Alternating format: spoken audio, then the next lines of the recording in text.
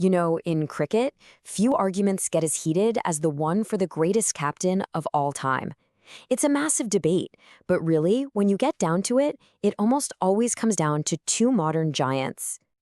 Yeah, of course. You've got legends like Clive Lloyd or Steve Waugh who built absolute dynasties. Can't argue with that. But these days, the debate that really gets everyone talking, well, it's about two other guys. So on one side, you have India's Mahendra Singh Dhoni, the guy who won everything, all three major ICC trophies.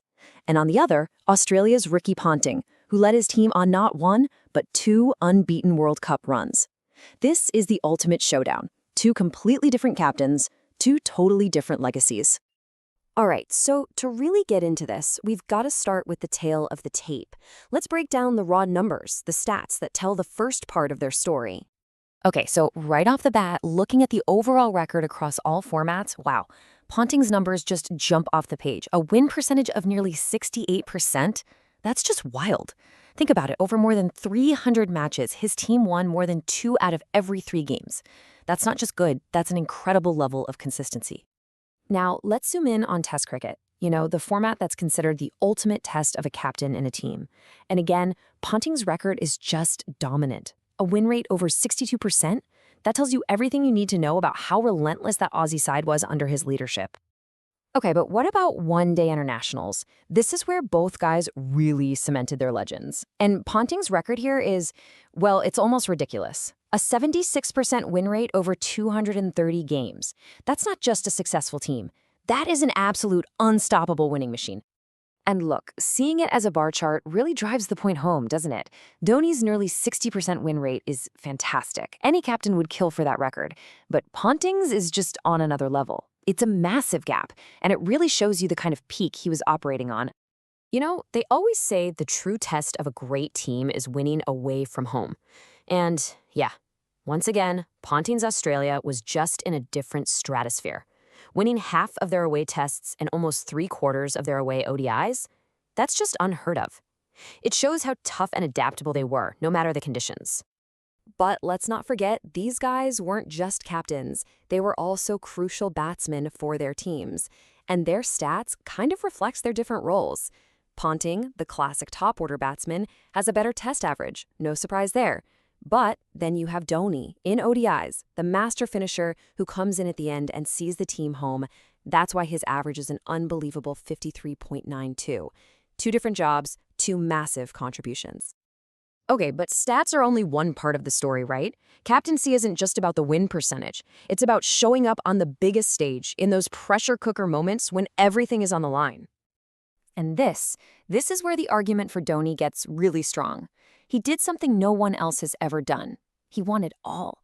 The T20 World Cup, the ODI World Cup, and the Champions Trophy. He is the only captain in history with that full set. It's an absolutely unique achievement.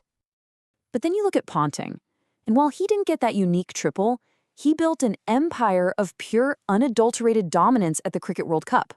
A win percentage of almost 90% and leading his team through 2 unbeaten campaigns? It's just mind-blowing. They weren't just winning, they were invincible. And you can kind of see how their eras played out on this timeline. For most of the 2000s, it was Ponting's world, and everyone else was just living in it.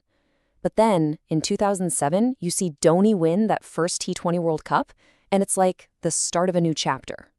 The tide starts to turn, leading all the way up to that magical 2011 World Cup win for India. So let's move beyond the stats and the trophies for a minute and talk about the men themselves, their leadership styles, their personalities. What made them tech? I mean, everyone knows Dhoni's nickname, right? Captain Cool. And it's perfect. The guy's heart rate probably never went above resting, even in the most insane pressure situations. It's such a huge contrast to Ponting's much more fiery, in-your-face approach. Yeah, Dhoni never played by the book. His style was all about gut feeling, pure instinct. The perfect example is that 2007 T20 World Cup final. The last over, everything on the line, and who does he give the ball to? Not a seasoned pro, but Joginder Sharma. Everyone was thinking, what is he doing? And then it worked. India won.